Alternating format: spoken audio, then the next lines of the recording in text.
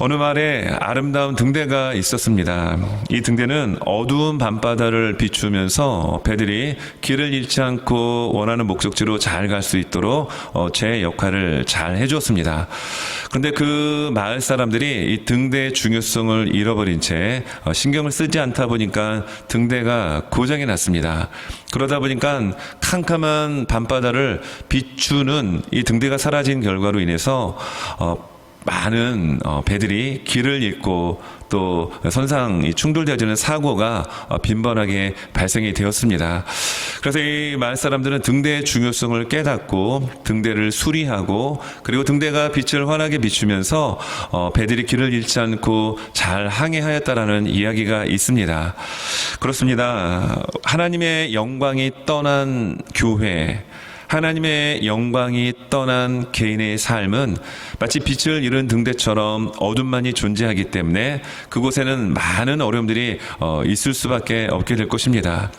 오늘 성경 본문의 내용은 하나님의 영광이 다시 하나님께서 에스겔 선지자를 통하여 보여주신 그 성전 가운데 충만히 임재하는 장면을 우리에게 소개하고 보여주고 있습니다.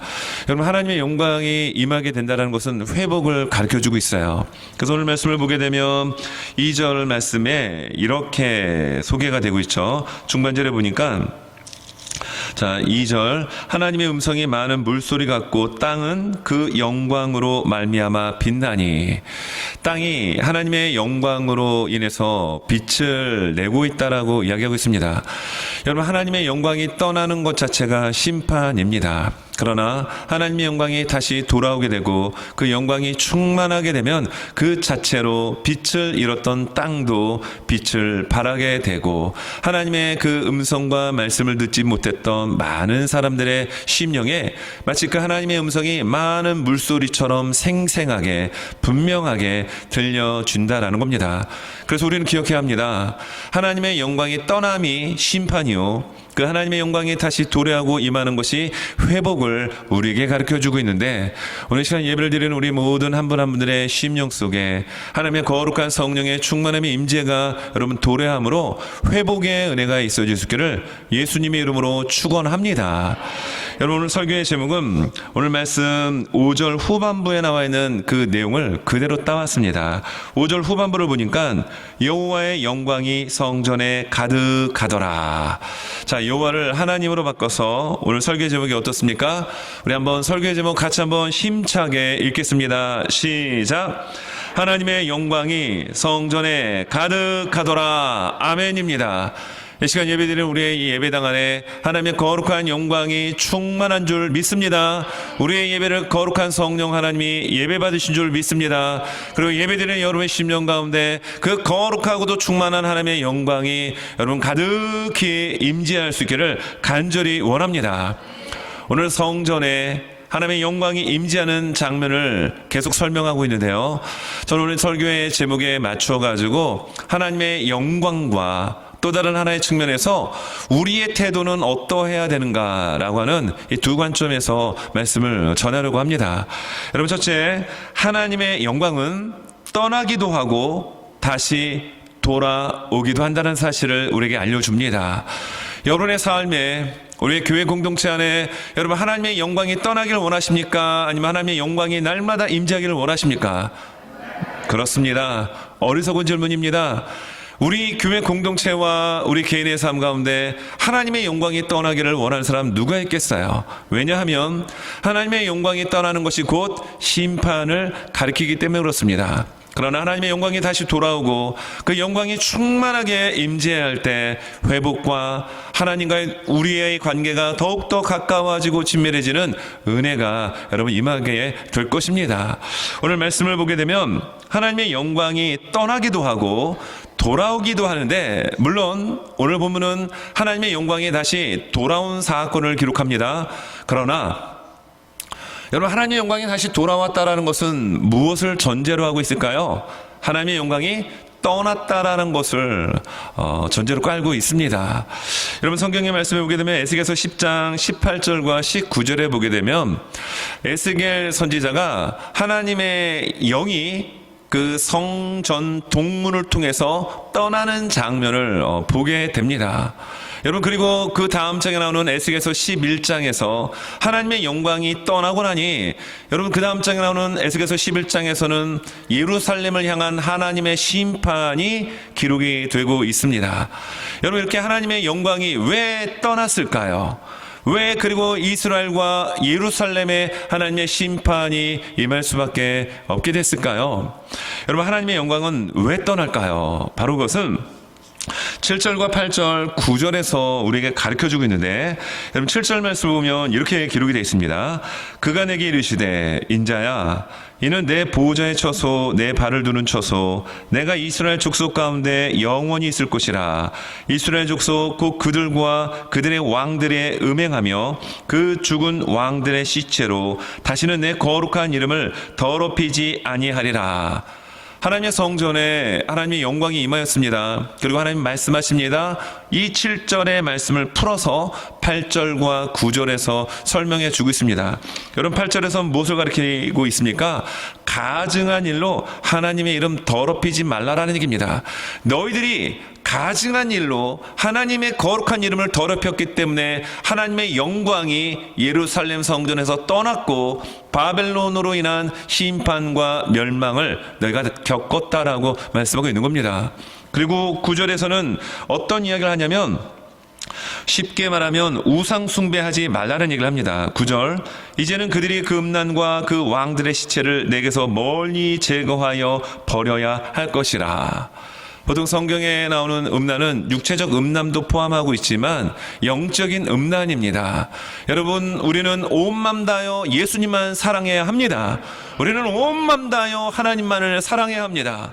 그런데 하나님이 선택한 거룩한 선민이었던 이스라엘 백성들, 특별히 남유다 백성들은 하나님만을 마음에 모시고 그 마음의 보호자의 중심에 오직 하나님 중심의 삶을 살았어야 되는데 그들은 그렇게 하지 않았습니다. 하나님도 예배하고 세상도 예배하고 심지어 절대 권력의 중심에 서 있던 왕들이 죽고 난 이후에 비석을 세운 것을 우상으로 섬기는 이러한 폐악을 저지르고 말았습니다. 여러분, 가증하다라고 하는 의미 속에는, 그 원어적 의미에는 토하다라는 뜻입니다. 하나님 앞에 제사를 드리는데 하나님이 보실 때는 구역질 난다라는 얘기입니다. 그래서 이사야서 1장에서는 제발 그만 좀 해라, 너희들이 드리는 그 제사 역겹다라는 얘기입니다. 왜일까요? 하나님 마음, 그들의 마음에 오직 하나님이 존재하지 않고 세상의 것, 하나님보다는 돈이 좋고, 그래서 신앙보다 믿음보다는 명예가 좋고 사람들의 인기가 좋고 이러한 추세를 따르는 모습들이 그때 당시에 제사를 드리는 남유다 백성들의 마음의 모습이었습니다. 그러한 것들이 있었기에 하나님의 영광은 성전에서 떠나게 되었고 하나님의 심판을 그들은 받을 수밖에 없게 됩니다. 그러나 하나님은 이스라엘 백성들을 포기하지 않습니다. 하나님은 우리가 범죄하고 넘어지고 하나님이 보실 때 구역질 날 수밖에 없는 삶의 자리에 쓰러지고 널브러져 있다 할지라도 하나님은 우리를 포기하지 아니하시고 다시 돌아오십니다. 그 영광의 임재가 오늘 본문의 말씀입니다. 여러분, 하나님은 다시 돌아오셨습니다. 그래서 2절 말씀을 보면, 여러분, 하나님은 어디서부터 오시게 되죠? 2절, 이스라엘 하나님의 영광이 동쪽에서부터 오는데, 그리고 말씀 4절입니다. 여호와의 영광이 동문을 통하여 성전으로 들어가고, 5절, 영이 나를 들어 데리고 안뜰에 들어가시기로 내가 보니 여호와의 영광이 성전에 가득하더라. 할렐루야, 아멘입니다. 여러분, 여기에 말씀해 보게 되면 40장부터 48장까지는 하나님께서 에스겔 선지자에게 보여주는 새로운 성전, 성읍에 대한 이상 또는 환상입니다. 그러나 40장부터 42장까지는 어떤 천사를 통하여 하나님께서 에스겔 선지자를 데리고 가게끔, 그리고 소개하게끔 인도하셨어요. 그리고 오늘 1절에 보면 그 후에 그가 나를 데리고 문에 이르니 곧 동쪽을 향한 문이라고 얘기합니다. 여기에 그는 누구일까요? 천사입니다. 천사가 동쪽에 있는 문까지 에스겔을 데리고 왔습니다. 그리고 하나님의 음성이 많은 물소리처럼 들렸고 하나님의 영광이 임하였을 때 땅이 빛을 발하게 됩니다. 이 말씀이 쭉 진행이 되다가 5절에 여러분 거룩한 하나님의 성령, 하나님의 영광이 임재하는 그 성전 내부로 누가 인도할까요? 천사가 인도하지 않는다라는 얘기입니다. 지금까지는 천사가 인도하였는데 성전 내부로 들어가는 그 단계에서는 5절에 영이 나를 데리고 안뜰에 들어가시기로 내가 보니 여호와의 영광이 성전에 가득하더라. 지금까지 외부적인 모든 것들을 보여준 것은 천사의 인도함 따라왔지만 성전 안뜰, 성전 안으로 들어가는 이 일은 천사가 한 것이 아니라 하나님의 영, 즉 하나님께서 에스겔을 데리고 성전 안으로 들어왔다는 사실입니다. 그리고 그 성전 안에는 하나님의 영광으로 가득 차 있었습니다. 여러분, 이 시간 예배를 드리는 우리의 심령에 지금 우리가 예배드리는 이 공간 안에 하나님의 영광이, 우리의 예배를 받으시는 하나님의 기쁨이 충만할 수 있기를 간절히 소망해 봅니다.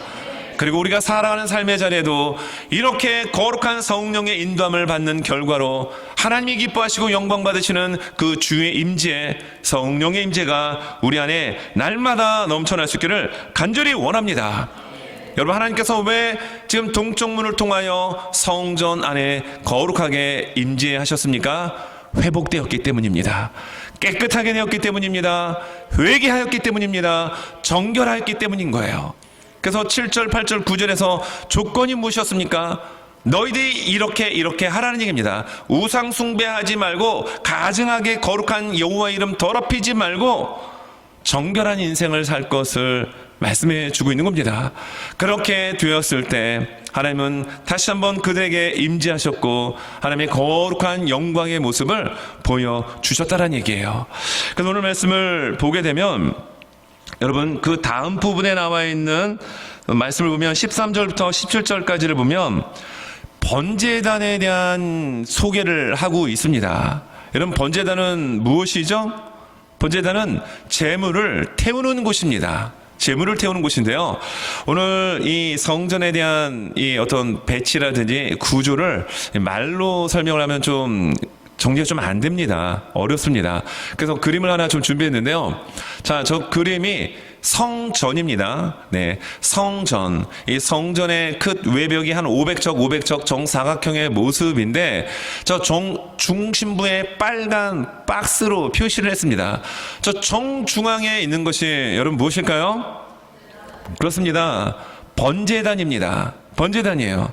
여러분, 오늘 40장부터 48장까지는 성전, 성읍에 대한 이야기를 다루고 있는데 그러면 번제단만 다룰 것이 아니라 정말 중요한 법궤와 등잔대와 물두멍과 분향단과 이러한 것들도 소개를 해야 되겠죠. 그런데 그런 소개는 1절 나오지 않고 번제단에 대한 이야기만 굉장히 자세하게 구체적으로 소개되어집니다.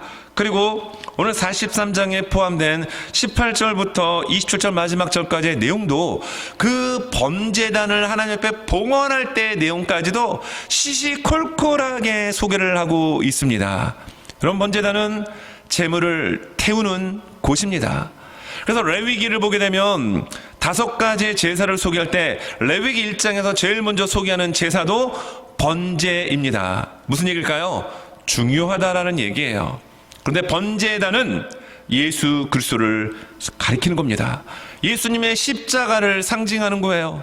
그 번제단에 소가 되었든 염소가 되었든 양이 되었든 비둘기가 되었든 그 어떤 것이 되었다 할지라도 각을 떠서 올려놓고 다 불태워 하나님 앞에 올려드리는 제사가 번제이고 그 번제를 하는 장소가 저 중심부에 위치하고 있는 번제단입니다.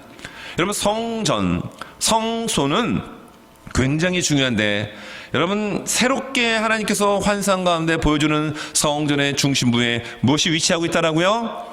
번제단이 위치하고 있다는 것은 우리의 삶의 중심에, 우리의 예배의 중심에, 우리 교회의 중심에 예수 그리스도가 계셔야 합니다.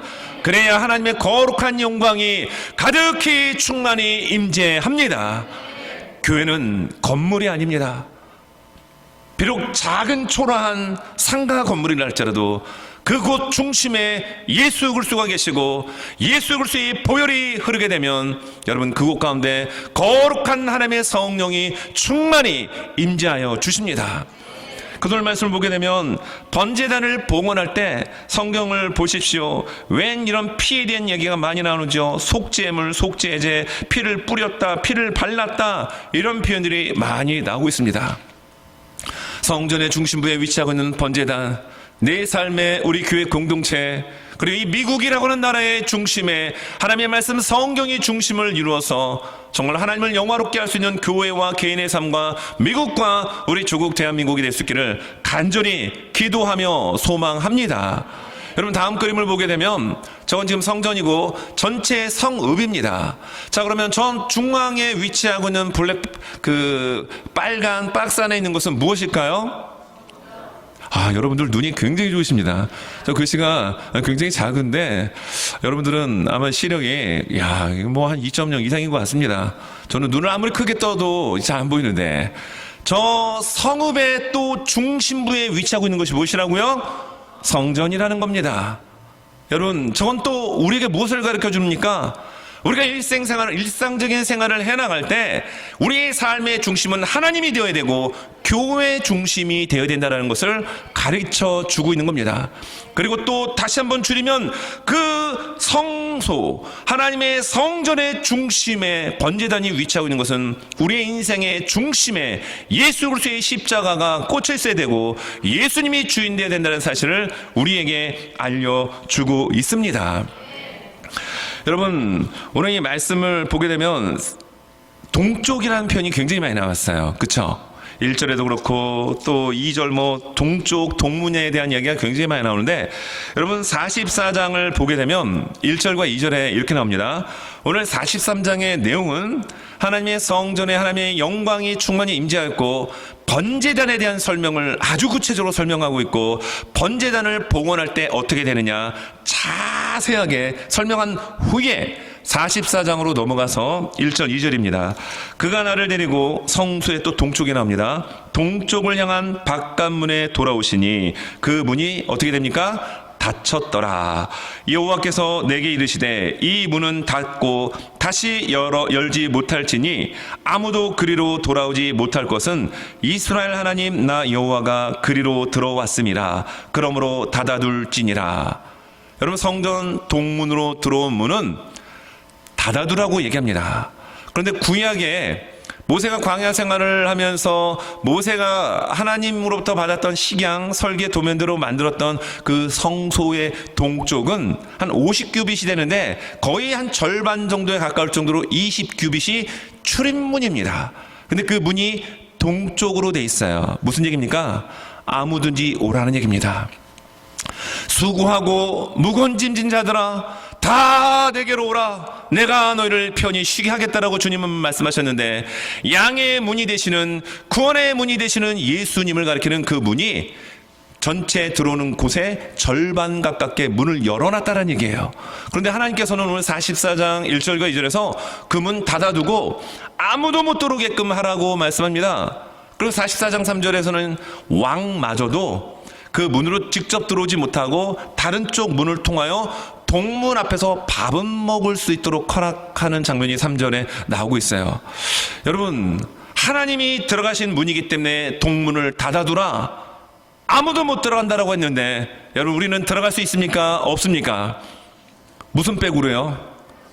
하나님 백으로요? 그렇습니다. 우리에게 백은 하나님밖에 없습니다.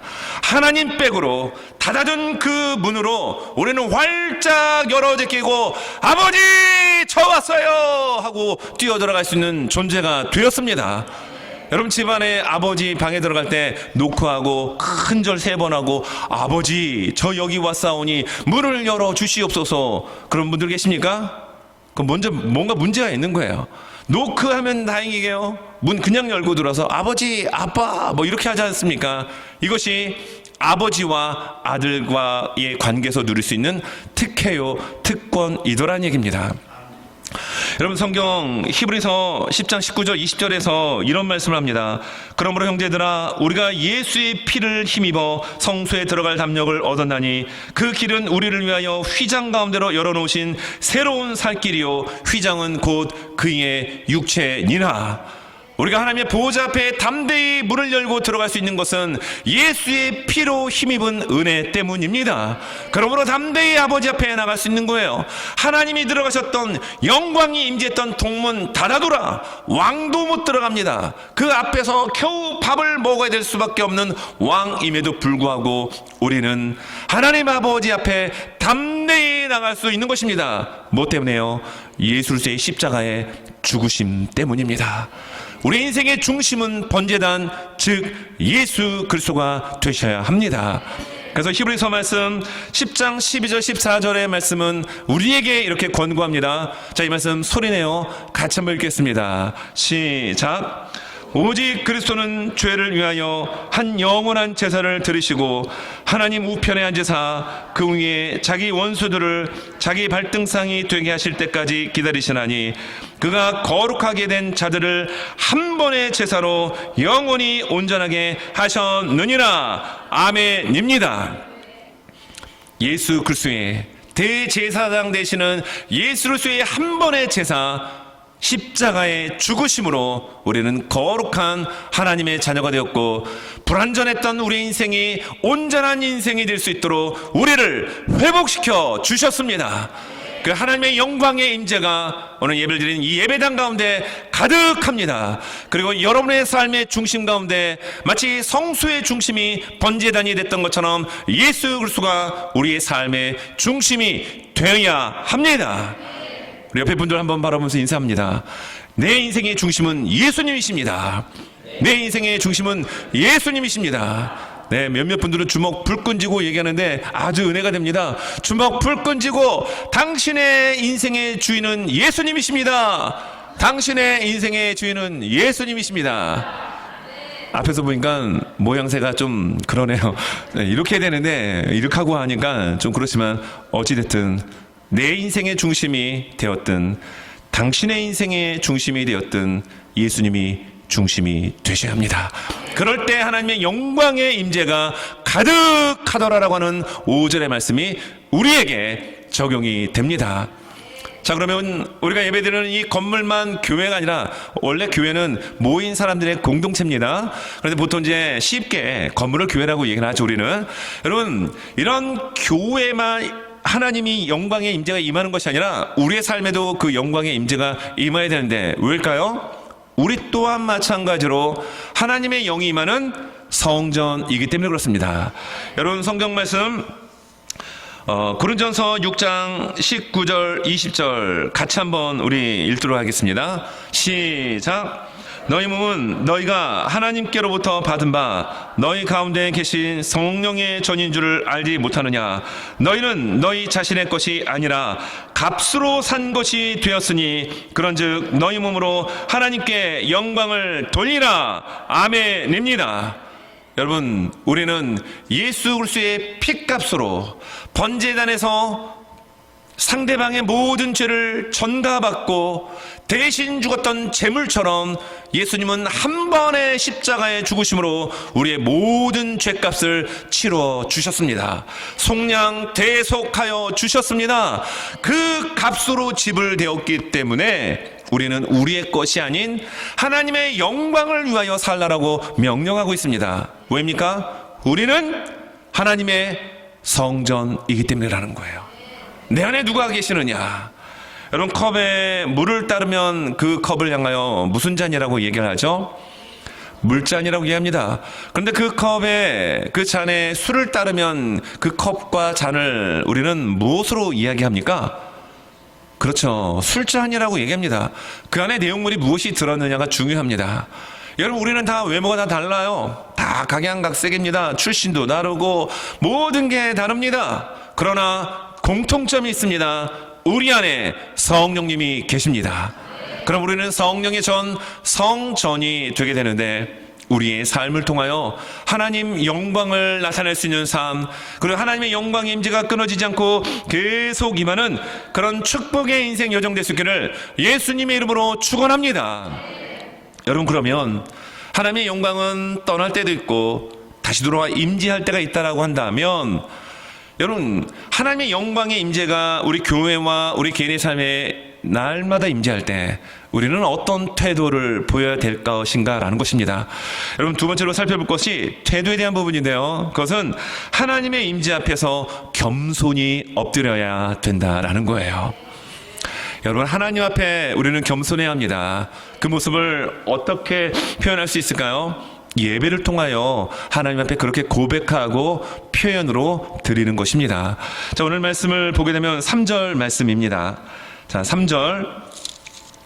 그 모양이 내가 본 환상, 곧 전에 성읍을 멸하러 올 때 보던 환상 같고. 자, 이것이 에스겔서 10장에 나오는 장면이에요. 여기에 나와 있는 이 환상은 그 모양이 어떤 모양이냐면 생물처럼 생겼는데 앞은 사람의 얼굴입니다. 오른쪽은 사자의 얼굴, 왼쪽은 소의 얼굴, 뒤는 독수리의 얼굴이에요. 이 형상을 예루살렘 성을 멸망시키기 전에 환상 가운데 보았고, 하나님이 동문에 머물렀다는 표현이 나오거든요. 근데 그 머무른 것이 아니라 떠나신 겁니다.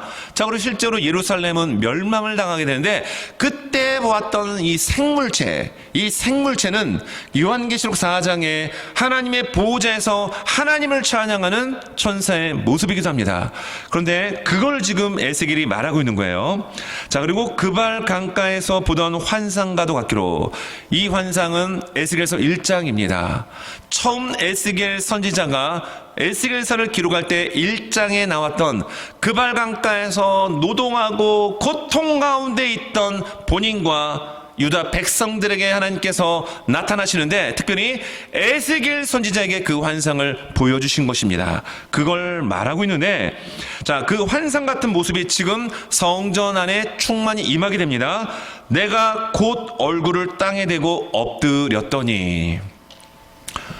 우리는 하나님 앞에 지금 예배를 드리고 있습니다. 여러분, 하나님 앞에 예배를 드릴 때 여러분 얼굴을 땅에다 대고 엎드려서 예배를 드리는 분 계신가요?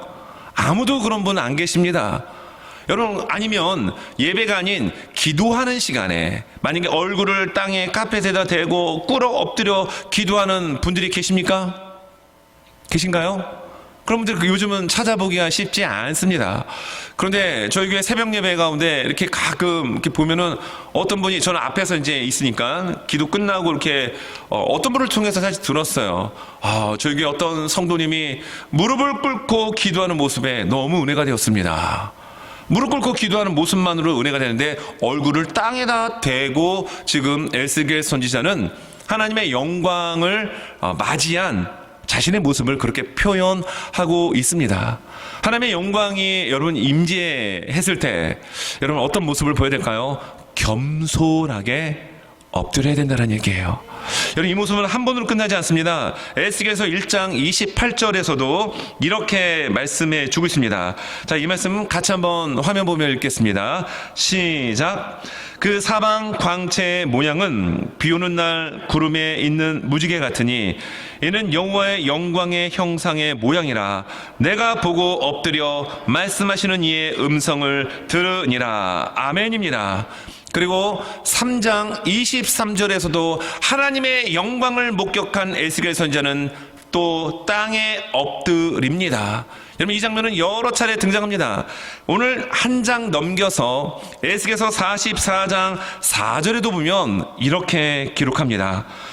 그가 또 나를 데리고 북문을 통하여 성전 앞에 이르시기로, 내가 보니 여호와의 영광이 여호와의 성전에 가득한지라. 내가 얼굴을 땅에 대고 엎드리니.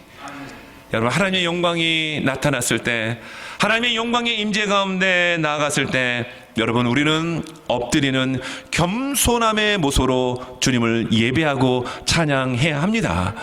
특별히 앞에서 찬양을 하시는 찬양팀이나 찬양대나 이렇게 앞에서 서서 하시는 분들은 하나님 앞에 예배를 드리는 분들이기 때문에 특별히 겸손하게 찬양을 위해서 기도 많이 하고 찬양해야 합니다. 찬양의 중심, 찬양을 받으시는 분은 누가 되십니까? 오직 하나님 한 분이 되셔야 되기 때문에 그래요. 그래서 저희 교회도 이렇게 새로 오신 분들이 계실 때는 박수를 치지만, 그래서 어디 멀리 가셨다 오시면은 박수 치는 것을 조금 지양하는 이유는, 예배의 모든 중심은, 모든 것은 하나님이 영광을 받으셔야 되기 때문에 그렇습니다. 여러분, 하나님의 영광이 이렇게 임재했을 때 겸손하게 엎드려 여러분 자신의 연약함, 죄인된 나를 구원해 주시고 나 같은 것이 무엇이라고 하나님의 영광의 임재 가운데 나타나 주신 그 하나님의 은혜에 겸손함으로 여러분 나아가는 우리 모두가 되실 수 있기를 예수님의 이름으로 축원합니다. 여러분, 또 오늘 이 말씀을 보게 되면 하나님의 임재를 경험을 해야 겸손해진다는 사실을 발견하게 됩니다. 여러분, 우리가 왜 겸손하지 않을까요?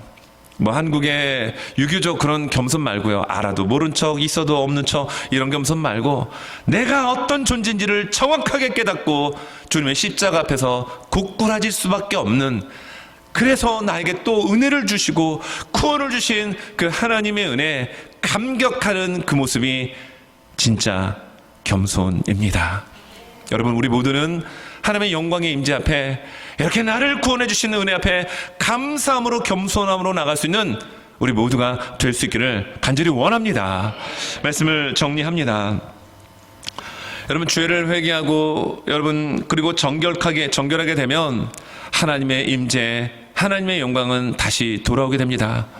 여러분, 이스라엘 백성들이 하나님을 예배한다라 하면서도 하나님 앞에 제사를 드리는 제사자의 모습으로 섰음에도 불구하고 여전히 그들의 마음의 중심에는 온갖 세상의 다양한 잡것들이, 썩어질 것들이 그들의 중심부에 위치하고 있었습니다. 그래서 하나님 말씀하십니다. 가증하다. 내가 너희들을 보니 사람은 속일 수 있을지 모르지만, 야, 저 사람 예배 잘 드려, 참 저 사람 기도 많이 해, 저 사람 참 헌신 많이 해, 사람은 속일 수 있을지 모르지만 내 눈에 볼 때는 가증하다라는 얘기입니다. 가증하다는 뜻이 구역질 난다는 얘기예요.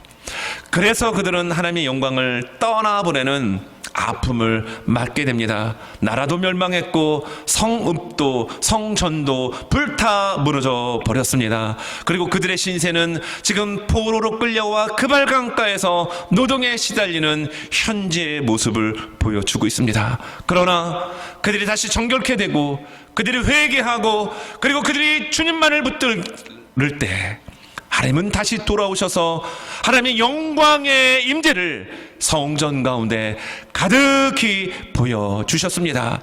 여러분, 우리 주님의 몸된 교회가 이렇게 하나님의 영광으로 가득 찬 교회가 될 수 있기를 간절히 원합니다. 교회는 사람의 소리가 아니라 복음의 소리, 하나님의 말씀의 소리, 사랑을 나눈 소리, 기도 소리, 찬양 소리, 서로 사랑을 전해주는 따스한 온도가 높아지는 소리가 높아지는 교회가 하나님의 영광이 가득하더라라고 하는 교회가 됩니다. 저는 우리 교회가 그렇게 되기를 원합니다. 그리고 더 나아가서 하나님의 성령이 임재한 우리 개인의 삶에 하나님 중심, 예수 그리스도의 핏부림 있는 십자가 중심의 인생을 살아갈 때 여러분의 삶의 자리가 예배가 되는 은혜가 있기를 예수님의 이름으로 축원합니다. 여러분, 오늘 말씀은 에스겔서 48장의 마지막 절을 보아야 합니다.